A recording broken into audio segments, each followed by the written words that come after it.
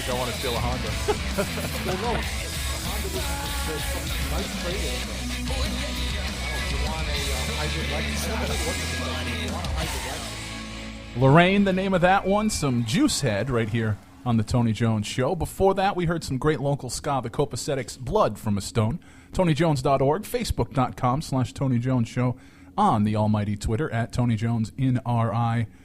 Don't forget to check out TonyJones.org. Go to the contact page. You can be on this very show. And also, if you have some music, you can, like we talked about earlier, you can send it to me in the physical form, or you can send MP3s right over there. TonyJones.org. Go to the contact page.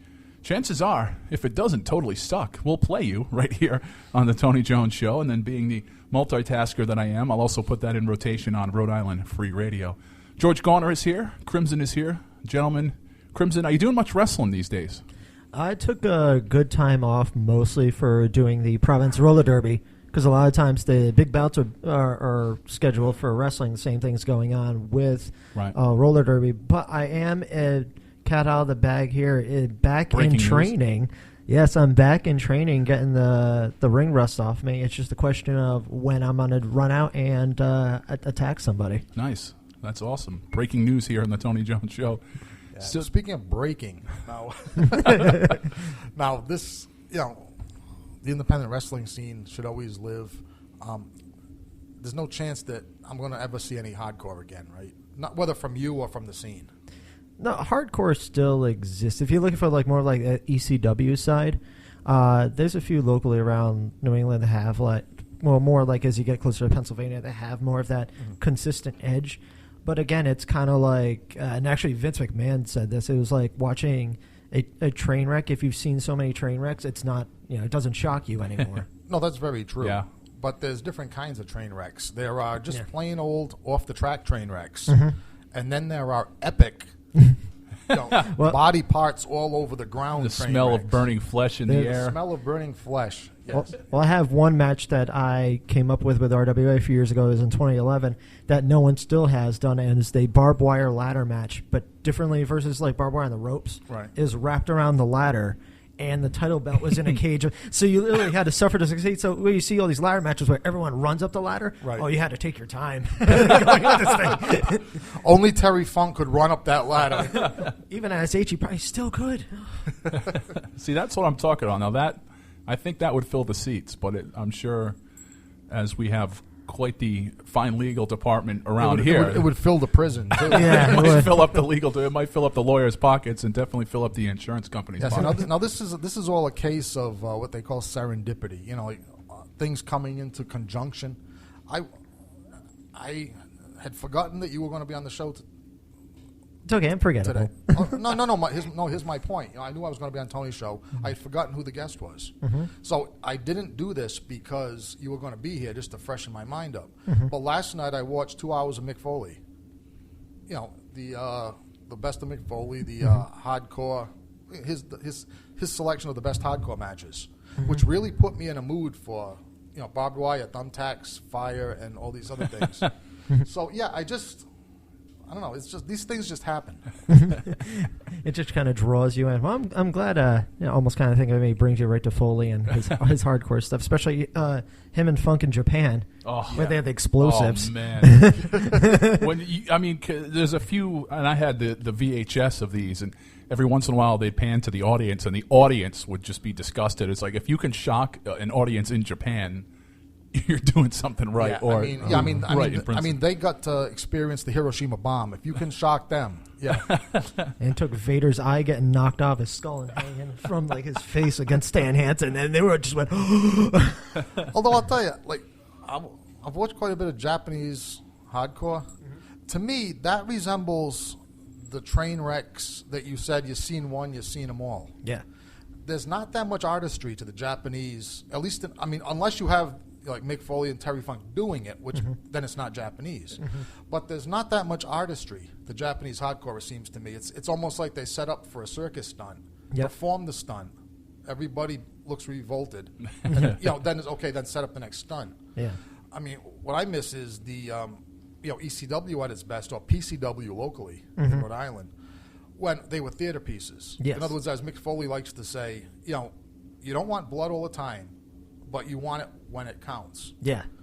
And yeah, that's what I miss. In other words, believe me, I don't miss the even ECW.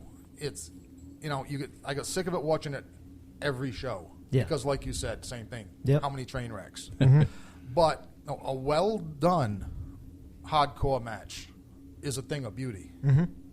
Yeah, if you build up that story to it, and even that barbed wire ladder match with Sean, we just slowly built that story together, and it was like centered around that ladder to get to the title, but it was just the way we brought it up. It wasn't like instantly gushing blood. It was very slowly like trickled in, so to say. Right. And, I mean, even before that, if you can build up the angle where it gets to the point where you think that these guys really hate each other, and now they're in the squared circle with some barbed wire and a ladder, I mean, you can't beat that. Oh, we actually messed with the locker room because as we were downstairs, because the locker room's downstairs from the venue we were at, we actually had the ladder between us, and we actually, with the barbs around it, just stared at each other without saying a word, looking through the ladder at each other.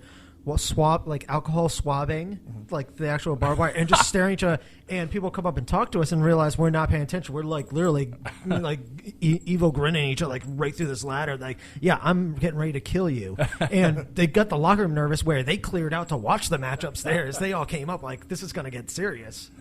Right, now you can't actually, which brings up a good point. Now, you can't really engage in a match like that without feeling some genuine vicious emotions, correct? It depends. Like, I mean, you get the adrenaline that kicks in for you. But again, like, as always a good wrestler, you always more about protecting the other person. But the viciousness comes in when you start chopping someone, because then you're just like, that gets your aggression out. Oh, I'm not. Oh, absolutely. You have to watch. I mean, somebody's offering their body. I mean, you protect them. Yep. But you have to engage in some genuine emotion. In other words, you can't. A lot of people that don't understand wrestling at all say it's acting. It can't always be acting. In other words, to do some of the sequences that you do, there has to be genuine emotion in it. It's much, in a sense, it's very much more like theater in the sense of you have to bring back an old emotion, stuff like that. And like there's one long time ago where I had to do like a scene with actual tears coming down my face in the storyline. That's going to be a tough one. Yeah, it was. And like literally I had to bring up a really sad thought I had in the past, and it just Niagara Falls right out. And people were like, wow, this is like real. This is hitting him. Because it is something real that was hitting me. It just wasn't that real story. It was actually a real memory. One of the cool things for me back in the day, again, we use that term a lot here, was the idea that... Yeah, we're going to stop using it, actually. We're going to ban that for the new year. But one of the cool things always for me was... the fact that the people in the audience had never seen anything like that before, and chances are, in some of the spots that I did, they were never going to see anything like that again. It's one of those things where there's people sitting around a campfire somewhere over the summer, and they're thinking, or they're telling their friends, I went to this independent show, and this guy got hit with a cheese grater, something on those lines. You've actually become part of the dichotomy by just kind of doing a silly independent wrestling show. Yeah, the only problem is, though, that you arrive at the Mick Foley off the cell moment. When, what do you do next? Or you're 34 years old, sitting behind a microphone, and your leg feels like it's going to fall off your body. Yes, because mostly because Tony Jones doesn't like to brag, but it was King Kong Bundy at the other end of that cheese grater. So, the fact that you have both arms and both legs at this point. And he was like at the end of his career at that point, too. He was like really like, just give me my $100 and let me beat up this kid and let me go. And even going back again, as everything Rhode Island does, back to even Dave Sage, he's got his own legend in the ring and stuff where, and he'll probably be listening to this and just shaking his head going, shut up, Crib. But it's where we've had like our own Royal Rumble going. He hits the ring and everyone cleared out of the ring. Everyone's like, no, I want nothing to do with you. Well, we'll go back to some music. We'll come back and, again, in total switch of genres, we'll talk a little bit about writing. So we're going to go from hardcore wrestling to the literary world right here on the Tony Jones Show. After we hear some Ravi Shavi, here's Accidental Mental.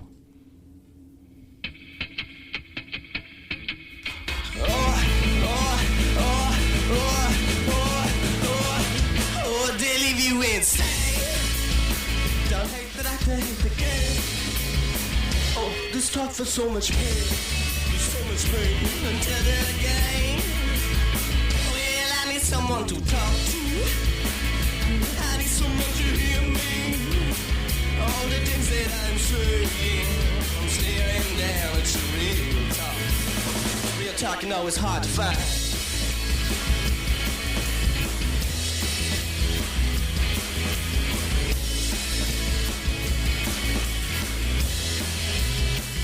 Accidental mental breakdown. Accidental break. I said to break down. Accidental mental breakdown. Accidental mental breakdown. Mental break. I said to break down. Accidental mental breakdown. Oh, they leave you insane.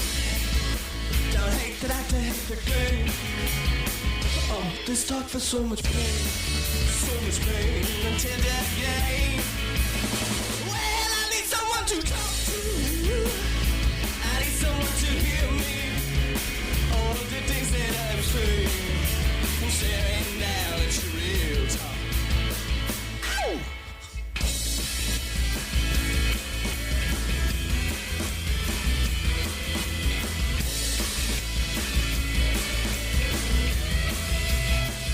Accidental mental breakdown. Accidental mental breakdown. I say to breakdown. Accidental mental breakdown. Accidental mental breakdown. Accidental mental breakdown. I say to breakdown.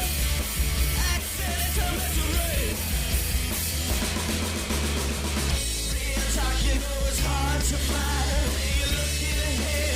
There's no one behind you. She a talking, no, she says to a friend. Man, you pretend. Man, you pretend to be. Real talk is just the number one. The hurt to be heard. The people to die for. She a talking, no, she says to a friend. What a man you pretend.